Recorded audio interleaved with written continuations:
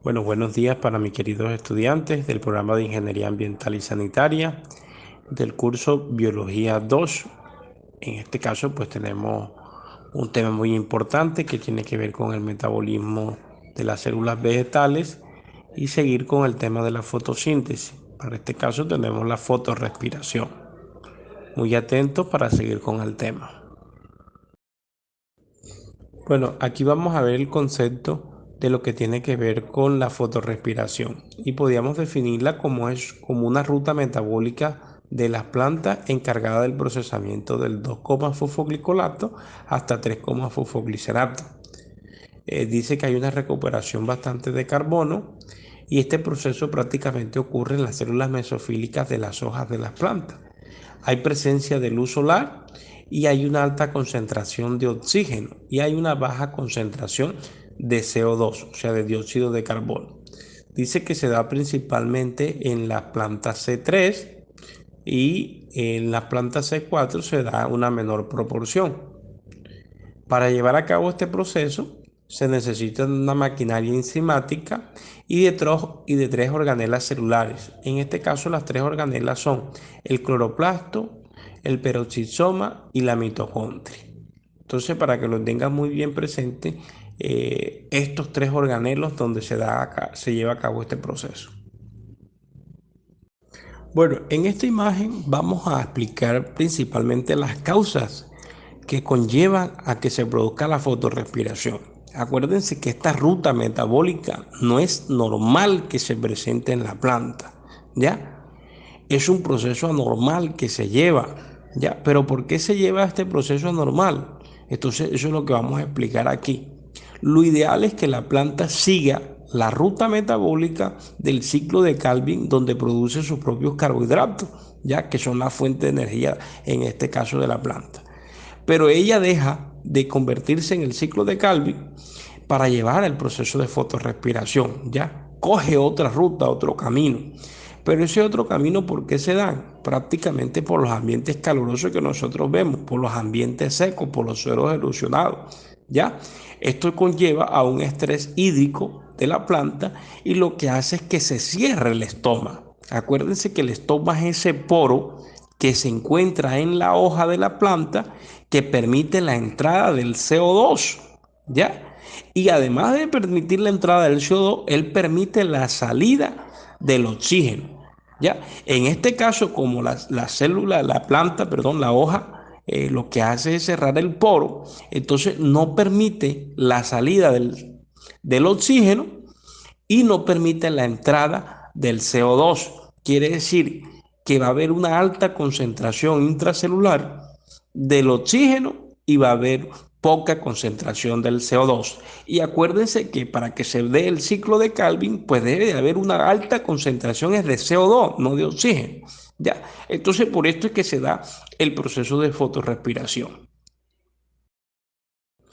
Bueno, jóvenes, aquí en esta imagen vamos a hablar un poco de todas las reacciones bioquímicas que se dan en la fotorrespiración. ¿Ya? Les decíamos que existen tres organelas celulares donde se lleva a cabo este proceso bioquímico. Entonces, en primer lugar, tenemos una organela que es el cloroplasto, que ya hemos hablado bastante del cloroplasto, que aquí lo resaltamos de color gris, ¿vieron? De color gris en la parte superior. Tenemos otras organelas que son los peroxisomas y los peroxisomas pues aquí los ubicamos en el medio, ¿ya? Y los ubicamos con un color azul, azul claro. Y la tercera organela que participa en este proceso es la mitocondria y aquí lo pusimos de color rosa, ya en la parte final. En la imagen aparecen, digamos que los organelos unidos para darle una mayor explicación. No quiere decir que dentro de la célula estén así organizados, porque acuérdense que dentro de un organelo a otro, pues existe el citosol. ¿Oyeron? Entonces, hablando aquí de la fotorrespiración, decíamos en la diapositiva pasada que este proceso por lo generalmente la planta lo utiliza como un medio, digamos que anormal. ¿Por qué ese medio anormal? Porque acuérdense de que las plantas en sus hojas tienen unos poros que son los estromas, los estomas, perdón, y estos estomas por lo generalmente cuando hay un proceso erosivo en la planta, cuando no hay lluvias, cuando hay una sequía, por lo generalmente sufre un estrés hídrico y este estrés hídrico lo que hace es cerrar el estoma de la hoja. Y como lo cierra, entonces no permite el ingreso del CO2. Acuérdense que el CO2 es un sustrato muy importante para llevar a cabo estas reacciones bioquímicas. Entonces, como no hay CO2, solamente hay oxígeno dentro de la hoja, dentro de la célula. Entonces, el oxígeno no puede salir porque el estoma está cerrado. Entonces, al ver de que no hay CO2, pues la célula inicia, digamos que otra ruta metabólica. Entonces, les recuerdo lo que sucede en la fase oscura, ya con el ciclo de Calvin. El ciclo de Calvin normalmente se da, que es el proceso normal que se da para llevar a cabo la fotosíntesis. Dice que la ribulosa 1.5 difosfato, que es lo que vemos aquí en la parte superior, donde inicia las reacciones bioquímicas, señaladas con las flechas que van hacia abajo. ¿Ya? Entonces, la ribulosa 1.5 difosfato se une al CO2, ¿ya? En condiciones normales. Se une al CO2 mediante una enzima que es la rubisco, ¿ya? Pero, y ahí ese se da el inicio del ciclo de Calvin. Pero en este proceso, como no hay CO2, sino oxígeno, entonces la planta utiliza otra ruta metabólica. Entonces, la ribulosa 1.5 difosfato, con la ayuda de la rubisco, utiliza el oxígeno que hay dentro de la célula y forma esta sustancia que se llama fosfoglicolato. ¿Ya? Entonces, vemos que no produce el fosfoglicerato, sino que produce otra sustancia que se llama fosfoglicolato. Ese fosfoglicolato sufre un proceso, aquí normalmente pierden los fósforos inorgánicos, ¿ya?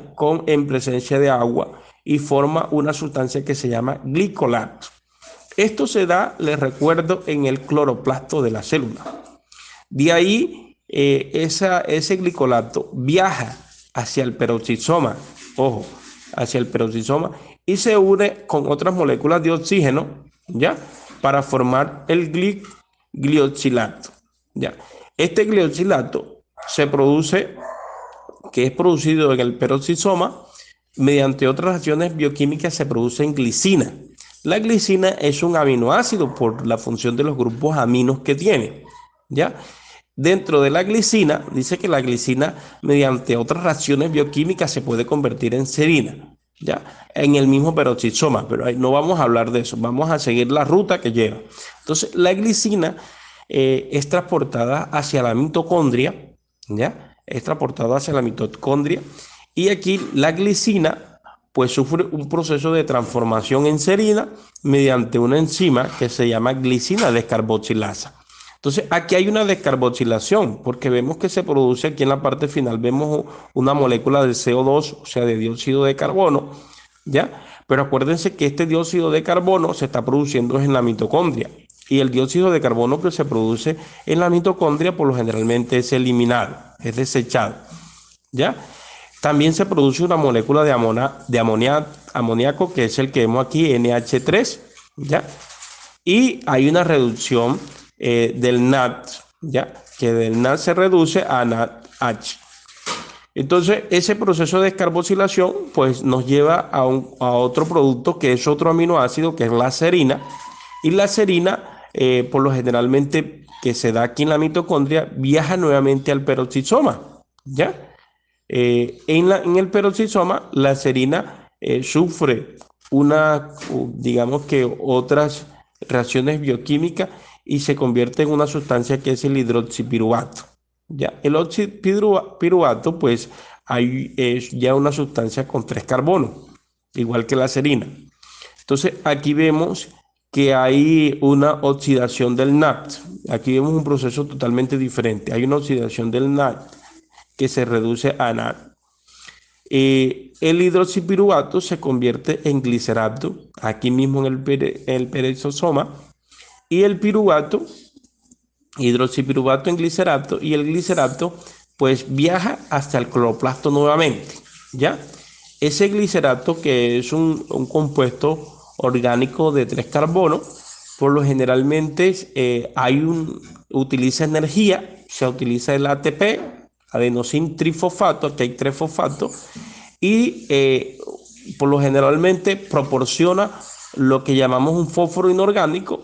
Entonces miren que de ATP queda en ADP, que es adenosín difosfato. O sea, aquí tiene 2 fosfatos y aquí el ATP tiene 3 fosfatos. Entonces aquí está donando un fosfato para que se produzca acá el compuesto que se llama fosfoglicerato. ¿Ya? El fosfoglicerato sí, digamos que es el insumo que se necesita para entrar al ciclo de Calvin.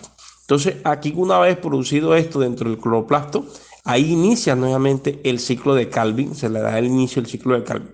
Pero este proceso que utiliza la planta, les recuerdo que es un proceso anormal cuando hay estos cambios climáticos o desfavorables en la planta. ¿Ya? Es un proceso que es un desgaste más porque por lo generalmente aquí no hay producción de energía, solamente la planta gasta energía, hay un gasto de energía aquí en este proceso. Pero tiene que normalmente que hacerlo, ¿para qué? Para tratar de metabolizar la cantidad de oxígeno que ella tiene. Como hay bastante cantidad de oxígeno, pues ella utiliza esta ruta metabólica. El final es un producto que es el fosfoglicerato que lo utilizamos nuevamente para iniciar las reacciones del ciclo de Calvin, ¿ya? Y seguir con el proceso fotosintético. Entonces, muchachos, les agradezco de que hayan entendido un poco más estas reacciones que se dan aquí, ¿ya? Y importante pues tener claro los productos iniciales y los productos finales que se tienen de esto. Y los 3 organelas donde se producen estas reacciones bioquímicas. Dios los acompañe siempre, los bendiga. Que tengan un excelente día.